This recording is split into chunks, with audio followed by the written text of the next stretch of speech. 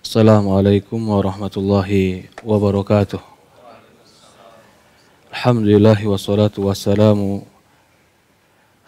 ala ashrafi anbiya'il mursalin ala nabina Muhammadin sallallahu alaihi wa ala alihi wa sahbihi wasallam.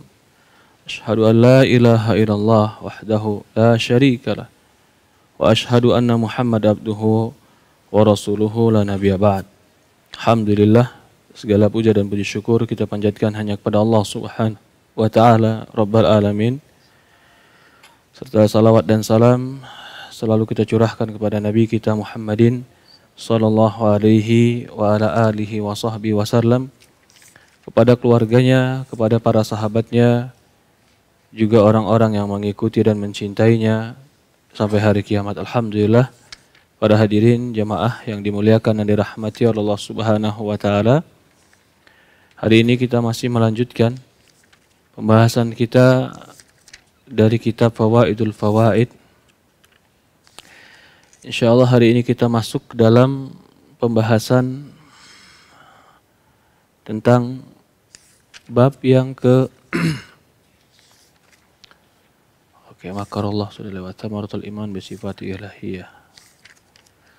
Khitabul Quran fi Safur Rahman. Sebentar, kalamul dinabah syaitan.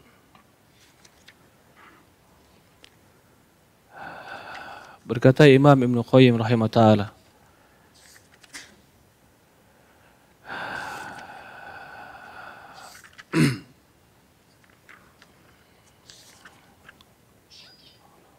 al-hawlu wal quwwatu billahi wahdah.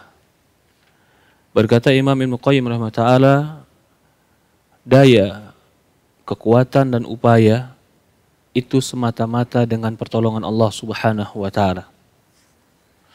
Ya, judul ini ingin menegaskan bahwasannya kita itu lemah. Khuliqal insanu dha'ifa. Allah mengatakan di Quran, manusia diciptakan dalam keadaan lemah. Lemah dalam segala hal. Termasuk lemah dalam iman kita, lemah dalam amal kita, lemah dalam tenaga kita, kalau bukan Allah Subhanahu wa taala yang memberikan kita kekuatan. Laisa fil wujudi mumkin sababun wahid mustaqilun bi ta'siri, bal yu'assiru sababu albattah illa bi indimamu sababul akhar ilaih wa intifa'u mani' yamtani'u ta'siruhu wa hadha fil asbabi mashhudah bil iyan. Kata Imam Ibnu Qayyim, tidak ada yang wujudil mungkin. Tidak ada sesuatu yang ada ini pasti ada sebabnya. Sababu wahid mustaqilun bi ta'sir. Dan tidak mungkin pula keberadaannya itu cuman karena satu sebab. Bahkan bisa jadi yu'assiru sababul batta illa bin dimam, akan bisa terjadi kalau beberapa sebab tadi terkumpul dan hilangnya penghalang sehingga bisa terjadinya sesuatu. Wahadal fil asbabi masyhuda fil ayan. Ini bisa dilihat dari kenyataan. Maksudnya, Imam Ibnu Qayyim ingin menegaskan bahwasannya yang terjadi di alam ini pasti ada sebab. Tapi sebab itu bukan satu-satunya sebab sehingga bisa terjadi. Maksud begini, orang bisa sembuh dari penyakit, sebabnya adalah obat. Betul, obat adalah sebab seorang sembuh dari penyakit. Tapi betapa banyak orang makan obat yang sama, tidak mendapatkan hasil sembuh yang sama. Berarti hasil itu ada sebab. Dan sebab itu bukan karena satu-satunya sebab. Bisa jadi ada faktor-faktor lain yang berkumpul di dalam sebab tersebut sehingga hasilnya digapai. Bisa jadi kita mencoba apa yang dicoba oleh orang yang berhasil. Tapi ketika kita mencoba apa yang dicoba oleh orang berhasil dalam dunia, ternyata kita nggak berhasil.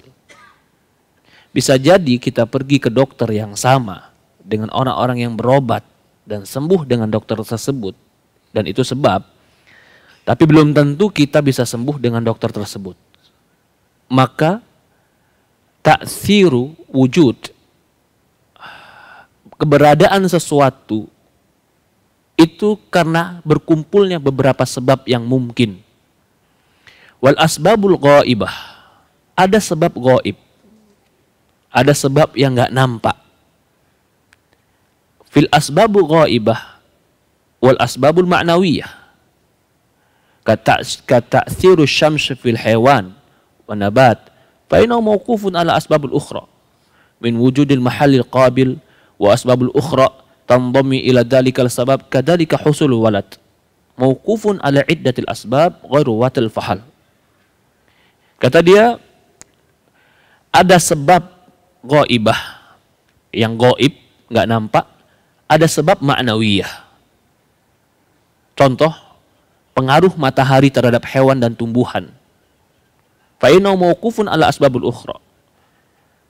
Pengaruh matahari terhadap hewan dan tumbuhan beraneka ragam. Mataharinya satu. Mungkin juga tumbuhan yang dikenakan cahaya matahari sama waktunya. Tapi ada tumbuhan yang bermanfaatnya lebih cepat dengan panasnya matahari, ada tumbuhan yang tidak berpengaruh dengan panasnya matahari. Kenapa? Karena ada asbabin ukhra, sebab-sebab lain. Mungkin diantaranya mahalu qabil, tempat yang bisa menerima kebaikan tadi. Atau asbabul ukhra, atau sebab-sebab yang lain. Begitu juga seperti orang yang punya anak. Punya anak itu beraneka ragam sebabnya. Bukan hanya karena hubungan intim. Walaupun tanpa hubungan intim, pasti tidak akan punya anak. Kecuali Allah takdirkan sebagaimana Maryam, orang soleh. Tapi hubungan intim bukan mewajibkan dan memastikan akan datangnya anak. Itu cuma sebab. Dan belum tentu semua orang yang memenuhi atau menempuh sebab itu dia dapat anak. Ada sebab-sebab lain. Kadzalika jamiul asbab musabbibatiha, maka seperti itulah semua sebab-sebab, wasilah-wasilah bersama hasilnya. Wa kullu ma yakhafu wa yurja min makhluqat fa'ala ghayatu an yakuna juz'an sabab ghairu mustaqil bi ta'tsir. Segala sesuatu yang ditakutkan, yang diharapkan dari makhluk, fa'ala ghayatu an yakuna juz'. Pahamin? Segala sesuatu dari makhluk yang kau takutkan, yang kau harapkan, yang kau inginkan, yang kau cemaskan, itu cuman sebab. Tapi dia tidak menjadi satu-satunya sebab untuk kau mendapatkannya. Maksudnya, apa yang kau takutkan? Oh, takut pencuri. Apa yang kau takutkan? Takut bangkrut, takut merugi. Oke, kau takut itu? Iya. Kenapa kau takut itu? Ya kalau saya bangkrut, hancur, gak punya uang lagi, hidup saya selesai. Kebangkrutan kau takutkan, betul, itu manusiawi. Tapi apakah pasti kalau kau bangkrut kau akan hancur? Ketika kau katakan pasti saya akan hancur, ternyata yang bikin kau takut adalah pikiranmu sendiri. Pasti hancur nggak, Pak? Pasti mati nggak orang bangkrut? Hah? Mati? Belum tentu kan? Rugi, oke. Rugi. Tapi kamu nggak bisa ngapa-ngapain? Tapi kamu hancur? Tapi kamu mati? Belum tentu kan? Kenapa harus ditakutkan? Hadapi. Begitu juga yang kau harapkan. Saya berharap Ustaz punya uang sekian, punya target sekian. Kenapa? Agar hidup mapan. Supaya apa hidup mapan? Hidup bahagia Ustaz. Oke. Sebab itu hidupmu bahagia. Kita sepakat sebab menikah hubungan intim akan punya anak. Tapi pastikah hanya dengan bekerja dan targetmu itu kau akan dapatkan apa yang kau harapkan? Belum tentu. Jadi ingin yang disampaikan Ibnu Qayyim, jangan terlalu bergantung dengan sebab. Itu pesannya. Sebab yang menakutkan itu cuma sebab. Tapi belum tentu betul-betul menakutkan dan menghancurkan dirimu. Sebab yang kau harapkan itu cuma sebab, belum tentu pasti menjanjikan kebaikan untukmu. Yang kau takuti belum pasti akan menjanjikan kejelekan untukmu. Yang kau harapkan belum pasti memberikan kebaikan padamu. Karena itu cuma sebab, solusinya. Kenapa bergantung kepada sebab, tidak bergantung kepada pemilik sebab? Allah Subhanahu wa Ta'ala yang pasti, yang janjinya pasti, yang hukumannya pasti, yang pemberiannya pasti, yang kelapangannya pasti, yang gak pernah mengingkari janji. Maka kata Imam Ibnu Qayyim, fala yastakillu bi ta'sir wahda duna tawaqquf bi ta'sir ala ghairi illallah. Tidak akan mungkin segala sebab itu bisa mempengaruhi dirimu kecuali telah ditetapkan oleh Allah Subhanahu wa Ta'ala, Wahidul Qahhar, satu-satunya pemilik yang menguasai. Qahhar itu penguasa. Layan bagi anyur ja'il wa yakhafu ghairuh. Kalau gitu, semua sebab yang kau takutkan dan semua sebab yang kau harapkan, tak pantas kau berikan penuh dirimu kepada dia, tapi berikanlah penuh kepada Allah Subhanahu wa Ta'ala. Hari ini saya mau ketemu orang, Ustadz. Mau ngapain? Deal bisnis saya. Oke. Seolah-olah udah pasti kalau bisnis saya tembus sama dia, saya pasti berhasil. Saya pasti sukses. Saya pasti. Oke. Tapi dia lupa baca bismillah. Dia lupa angkat tangan sama Allah. Ngapain lagi doa, Ustadz? Udah pasti ini. Jangan. Kau ketemu dokter yang tercanggih pun, yang udah 30 tahun pengalaman untuk operasi. Ketika kau operasi di depan dia, tetap yang pertama kali kau minta tolong Allah. Oh, dia dokter, Ustaz, 30 tahun pengalaman. Enggak. Manusia itu cuma sebab, makhluk itu cuma sebab. Banyak faktor yang lain yang kita nggak tahu. Faktor terbesar adalah Allah Wahidul Qahhar, dia penguasa. Ini yang dikatakan la haula wala quwata illa billah. Kita nggak ada daya upaya. Sebab cuman usaha. Tapi daya upaya kita siapa? Allah. Target, strategi, cuman usaha, sebab. Cuman yang memberikan taufik target ini menjadi baik, akhirnya tercapai keinginan, siapa? Allah. Allah. Maka kalau ditanya, orang sekarang mulai membalikkan. Faktor yang terbaik keberuntungan atau kegigihan atau strategi. Ada yang bilang keberuntungan. Keberuntungan itu kenapa dikasih keberuntungan? Karena kau ketuk pintu langit dan kau minta keberuntungannya. Tapi ketika dia hanya menyandarkan kepada dirinya, kepada usahanya, kepada akalnya, walaupun dia menempuh jalan yang pernah ditempuh oleh orang lain dalam kesuksesan, tapi ketika dia yang menempuhnya, belum tentu Allah berikan taufik jodoh kesuksesan itu untuk dia. Karena banyak faktor-faktor lain, banyak sebab-sebab lain. Kita mungkin melihat dia sukses dengan melakukan tahap A, B, C, D, sukses dia, Ustaz. Tapi kita nggak tahu, ternyata dia bakti sama orang tuanya, itu yang kita nggak lihat. Ternyata dia dermawan sama anak yatim, gitu yang kita nggak tahu. Ternyata dia menolong bagi orang yang lemah. Orang lemah itu doain dia. ABC-nya dia sukses gara-gara doanya. Tapi kita lihat ABC-nya dia. Begitu kita ingin melakukan apa yang dia lakukan, tahap-tahap yang dia lakukan, kita ikuti A, B, C, D. Tapi bersandar kepada diri kita. Bersandar kepada keyakinan kita. Bersandar kepada keangkuhan diri dan kesombongan akal. Gak pernah bersimpuh kepada Allah. Gak pernah minta sama Allah. Gak pernah bergantung sama Allah. Gak pernah berharap kepada orang-orang lemah supaya orang-orang lemah mendoakan kita. Padahal Rasulullah mengatakan, innama tunsaruna wa turzakuna bidu'afaikum.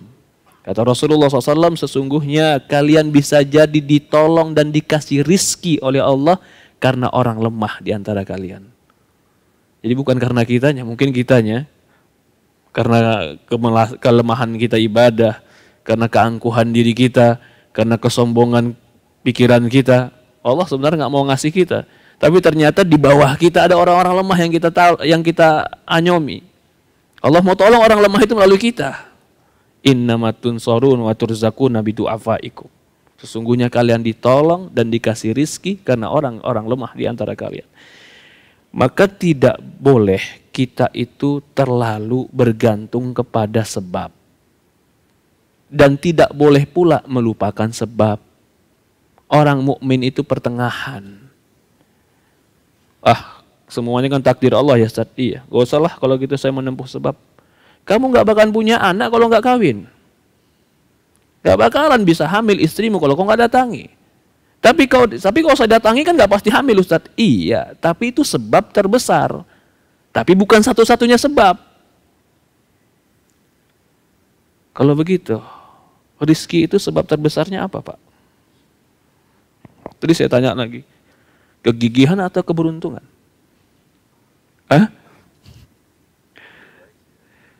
Kegigihan atau keberuntungan?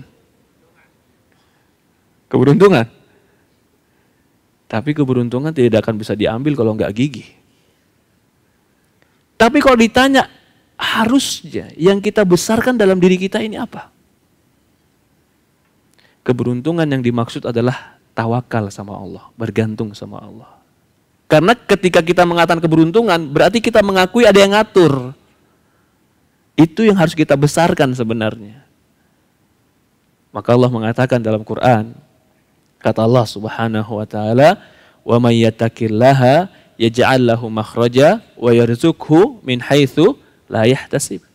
Barang siapa yang bertakwa kepada Allah, yaj'al lahu makhraja. Allah jadikan bagi dia jalan keluar. Wa yarzuqhu min haitsu la yahtasib. Allah kasih dia rizki dari arah yang dia tidak sangka. Allah ngasih rizki bukan karena usaha atau bukan karena kegigihan dan kecerdasan, karena ketakwaan. Ketakwaan itu apa? Hubungan dia sama Allah baik. Itu simpelnya takwa. Hubungan dia sama Allah baik. Yang haram dia tinggalkan, yang wajib dia kerjakan. Ketika hubungan dia sama Allah baik, yaj'al lahu makhraja. Allah berikan bagi dia jalan keluar. Maka seorang mukmin yang menyadari la haula wala quwwata illa billah, hidup dia bergantung penuh kepada Allah. Hidup dia berharap penuh kepada Allah. Dan dia akui kelemahan dirinya. Semakin dia mengakui kelemahan dirinya dan semakin dia akui kebutuhan dia kepada Allah, semakin kuatlah hubungan dia dengan Allah Subhanahu wa taala. Tapi semakin dia menganggap dirinya yang hebat, strateginya yang bagus, akalnya yang cerdas, semakin dia nggak merasa butuh kepada Allah. Semakin dia merasa nggak butuh sama Allah, tinggal dua pilihan. Allah tetapkan berikan kebaikan kepada dia seperti yang dia harapkan dengan tujuan istidraj, biarkan dia lalai. Atau Allah mentokkan dia sampai dia harus kembali kepada Allah. Pilihan yang mana? Kalau berarti ada hamba yang Allah mentokkan dengan sebuah masalah sampai dia sadar dia itu lemah, Allah masih sayang sama dia. Karena Allah pengen dia balik. Maka Rasulullah mengatakan dalam hadis, "Man yuridillahu bihi khairan yusib minhu." Kata Rasulullah SAW, barang siapa yang Allah inginkan bagi dia kebaikan, Allah berikan dia musibah. Kadang musibah ini menyadarkan kita betapa lemahnya kita, Pak. Kadang musibah ini menyadarkan kita bahwasannya kita ini bukan siapa-siapa. Itu penting untuk diri kita. Agar kita nggak terus dalam keangkuhan, dalam kesombongan. Terus sukses, nggak pernah kita punya masalah. Seolah-olah angkuh, sombong. Lupa sama Allah. Tapi ketika ada masalah, ternyata ada orang lebih hebat dari kita. Akhirnya kita tahu nilai diri kita. Ternyata aku nggak bisa. Ternyata kita tahu nilai diri kita. Jadi Allah terkadang memberikan kepada kita pukulan-pukulan itu untuk menyadarkan kita bahwasannya kita lemah. Bukan untuk membuat kita terpuruk, tapi ingin supaya kita bergantung kepada Allah. Bukan Allah memberikan kita ujian supaya kita putus asa. Allah benci dengan orang-orang putus asa. Bukan memberikan ujian kepada kita supaya kita malah menjadi lemah. Ihris ma yanfa'uk Wasta'in billahi wa la ta'jaz. Rasulullah mengatakan dalam hadis yang sahih, semangatlah. Apa yang bermanfaat untukmu. Semangat. Punya kekuatan jiwa. Wasta'in billahi wa la ta'jaz. Minta tolong sama Allah, jangan pernah merasa lemah. Kapan orang bisa merasa lemah? Ketika dia terpuruk. Jadi keterpurukan sebenarnya ingin memberikan pesan kepada kita, Allah yang maha kuat. Jadi kalau ada orang yang merespon keterpurukan dengan lemah, dia belum mengerti pesan keterpurukan itu. Bukan untuk putus asa. Nabi Muhammad dikeluarkan dari Madinah. Apakah dia putus asa? Pamannya yang mengusir dia, Abi Lahab, pamannya. Jelang 3 tahun atau bahkan 6 tahun di Madinah, dia bisa kuasai Mekah. 6 tahun, dia bisa kuasai Mekah. Jelang 10 tahun di Madinah, dia kuasai Mekah. Dia penguasa Madinah dan Mekah. Padahal ketika itu dia betul-betul sudah merasa terpuruk. Pergi ke Taif dilempar, sholat di depan Ka'bah dikasih kotoran. Orang-orang mengusir dia, ingin membunuh dia. Sampai dia merasa, kok bisa aku mau dibunuh? Aku padahal tadinya orang yang terpercaya, yang orang-orang itu mempercaya padaku, keluargaku, kakekku, semua keturunanku, orang-orang yang nggak mungkin lah mereka ganggu. Tapi ternyata mereka usir. Ternyata Allah ingin memberikan kebaikan kepada Nabi kita Muhammad SAW.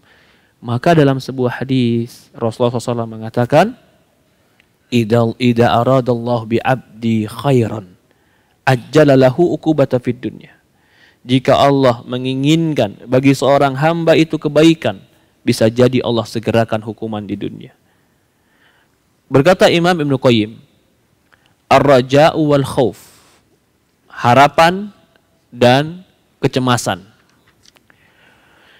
Jadi hidup kita ini ada harapan, ada yang ditakuti. Wa hadza burhanun qat'iyyun ala anna ta'alluq ar-raja' wal khauf bi ghairihi batil. Ini semua adalah dalil yang jelas bahwasannya bergantung dan takut berharap atau bergantung dan sangat takut kepada selain Allah itu adalah batil, kebatilan.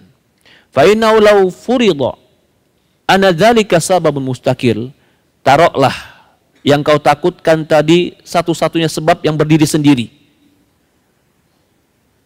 Bita'thir lakanat sababiyatu min ghairi la minhu. Falaysa lahu min nafsi quwwah yaf'alu biha. Fa innahu law furida, kalau seandainya sebab yang kau takutkan tadi bisa berdiri sendiri memberikan mudarat kepadamu, dia akan memberikan mudarat padamu, tapi dia tidak akan mampu memberikan mudarat padamu kalau bukan Allah yang memberikan pengaruh mudarat itu. Fa innahu la haula wala quwwata illa billah. Kalau begitu tidak ada kekuatan, tidak ada daya upaya kecuali dengan pertolongan Allah.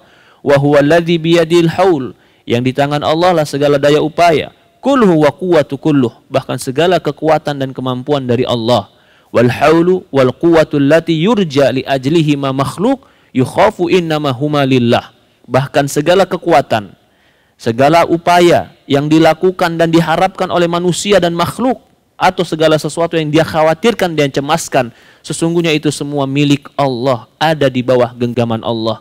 Fa kaifa yakhafu wa yurja man la haula wala quwwata. Bagaimana dia bisa berharap dan takut kepada yang tidak memiliki daya dan upaya? Maksudnya makhluk. Ketika Nabi Ibrahim diancam ingin dibakar, itu kan sesuatu yang menakutkan. Dan api itu pasti akan membakar secara sebab akibat. Tapi dia menunjukkan dia bukan sebab yang berdiri sendiri, sehingga dia tidak bisa membakar Ibrahim alaihissalam. Walaupun ketika Ibrahim takut dengan api itu takut manusia, takut tabi'i. Tapi ketika berkaitan dengan Tuhannya, Ibrahim yakin Tuhannya tidak akan pernah melalaikan dia. Akhirnya api yang harusnya sebab membakar, hilang sebab itu. Tidak menjadi membakar Ibrahim. Ternyata penguasanya yang menjadikannya, Allah Subhanahu wa Ta'ala tidak mengizinkan itu. Maka tidak ada yang bisa memudaratkan kita kalau Allah tidak izinkan. Tidak ada yang bisa memberikan manfaat kita kalau Allah tidak izinkan. Semuanya dengan izin dan kekuatan Allah. Ada orang buka usaha bareng sama seperti kita. Takut, Ustaz, jadi saingan. Kenapa? Waduh, bisa turun omset Anda, Ustaz. Kenapa? Dia buka yang sama, Ustaz. Kamu takut dengan sesuatu sebab. Tapi Allah yang membagikan rizki. Ketakutan tadi akhirnya apa? Ada yang bikin curang, Pak. Curang lah, dilaporin temennya yang usaha bareng ke polisi. Dibuat acara-acara bohong. Biar acara dia biar ditutup. Itu kalau zaman sekarang. Mainnya polisi, perizinan, biar ditutup. Kalau zaman dulu mainnya dukun, Pak. Sama, lahirnya karena lemahnya iman dan lemahnya akal. Tawakalnya kurang sama Allah Subhanahu wa taala. Kalau sudah jadi takdir kamu, tidak akan ada yang bisa merampas dari dirimu. Kalau memang Allah izinkan, itu milikmu, siapapun. Bahkan Rasul mengatakan dalam sebuah hadis, "Law annal insan, law annal awaluhum wa akhirahum wa insuhum wa jinnahum kanu fi sa'idin wahidin." Kalau seandainya manusia yang pertama dan terakhir dari jin dan manusia semuanya kumpul di satu tempat, ingin memberikan engkau mudarat, la yadurruka syai', tidak akan bisa memberikan engkau mudarat kecuali yang telah Allah catat untukmu. Ini perkataan Rasulullah kepada Abdullah bin Abbas. Kalau seandainya seluruh manusia berkumpul ingin memberikan manfaat keuntungan untukmu, dari manusia dan jin, semuanya berkumpul dari yang pertama sampai yang terakhir memberikan manfaat padamu, la yanfa'uka bisyai', mereka tidak akan bisa memberikan engkau manfaat sedikit pun kecuali yang telah Allah takdirkan untukmu. Rufi'atil aqlam wa jaffatis suhuf, telah diangkatlah pena dan telah keringlah tinta, takdir sudah tercatat. Gak ada yang bisa merampas, tidak ada yang bisa merubah, tidak ada yang bisa membagi, tidak ada yang bisa mengurangi, tidak ada yang bisa melebihkan kecuali Allah. Maka takutnya harusnya ke Allah, karena Dia yang memberikan mudarat pada hakikatnya. Maka harapan harusnya besar ke Allah, karena Dia yang membagikan manfaat sebenarnya. Selain Allah itu cuma sebab yang mungkin bisa memudaratkan, yang mungkin bisa memberikan manfaat, tapi tidak pasti kemanfaatan dan mudarat dari mereka. La haula wa la quwata illa billah. Tidak ada daya upaya dan kekuatan dari Allah Subhanahu wa taala. Allah musta'an. Mungkin ini kita bahas sudah jam 1 siang. Ya. Kalau memang boleh lewat jam 1. Boleh lewat jam 1. Pak, sedikit lagi, Pak. Min asbabil hirman. Sebab-sebab diharamkan dari kebaikan. Bal khauful makhluk wa raja'uhu ahadul asbabul hirman. Masya Allah. Dia masuk bab yang lain. Tadi seolah-olah dia ingin menegaskan, kalau kamu takut dengan sebab, takutmu itu sia-sia. Kalau kamu berharap dengan sebab, harapanmu itu lemah. Sekarang poinnya beda lagi. Kalau kau berharap dengan makhluk dan kau terlalu takut dengan makhluk, bahkan itu bisa jadi sebab kau diharamkan dari kebaikan. Wa nuzulu makruh, bahkan bisa jadi yang kau takuti itu terjadi gara-gara terlalu bergantung dengan makhluk. Tadinya takut usahanya gagal, ternyata bergantung kepada makhluk. Pakailah dia dukun. Ketika dia pakai dukun, malah sebab Allah halalkan bagi dia azab Allah. Bukan lagi tidak mendapatkan kebaikan, bahkan kejelekan dia dapat. Wa nuzulu makruh biman yarju wa yakhaf. Bahkan bisa jadi kalau dia melakukan atau terlalu bergantung dan dia melupakan Allah, itu sebab tertimpa apa yang dia tidak sukai. Fa inna ala qadar khaufi min ghairillah yusallit alaika. Masya Allah, ini kalimat. Azab itu yang kau takutkan itu akan turun kepadamu sesuai kadarmu bergantung kepada selain Allah. Saya contohkan gini, Pak. Semakin orang bergantung kepada makhluk dan semakin besar gantungannya itu kepada makhluk, semakin rendah dan semakin rapuh dia. Saya mau contohkan, ketika ada orang yang meyakini kesuksesannya gara-gara benda umpamanya. Sebabnya benda. Ini beda lagi, sebabnya benda. Wah, ini cincin semenjak saya pakai, saya berwibawa, persentase diterima, bisnis saya lancar. Suatu hari cincinnya ketinggalan di rumah. Dia disuruh persentase di hadapan 200 orang yang biasanya bisa. Tapi karena sudah meyakini itu karena cincin, ketika cincinnya ketinggalan, kayak orang bodoh dia. Seolah-olah ilmunya juga ketinggalan sama cincin itu. Semakin besar dia tergantung dengan cincin itu, semakin kecil jiwa dia. Ini yang dimaksud Ibnu Qayyim. Semakin besar kau bergantung kepada makhluk, maka hukuman dari Allah semakin besar untukmu. Hukuman apa? Hukuman dunia, hukuman akhirat. Ada yang bergantung gak sampai syirik, kegelisahan ada. Tapi kalau yang bergantung sampai syirik, kegelisahan lebih besar. Ada yang bergantung tidak sampai syirik, gak diazab di neraka. Maksudnya gak dikekalkan, mungkin ada hukuman neraka. Tapi yang bergantung kepada sebab sampai melakukan kesyirikan, tambah besar hukumannya. Semakin besar bergantung kepada makhluk dan melupakan Allah, semakin besar hukumannya dunia dan akhirat.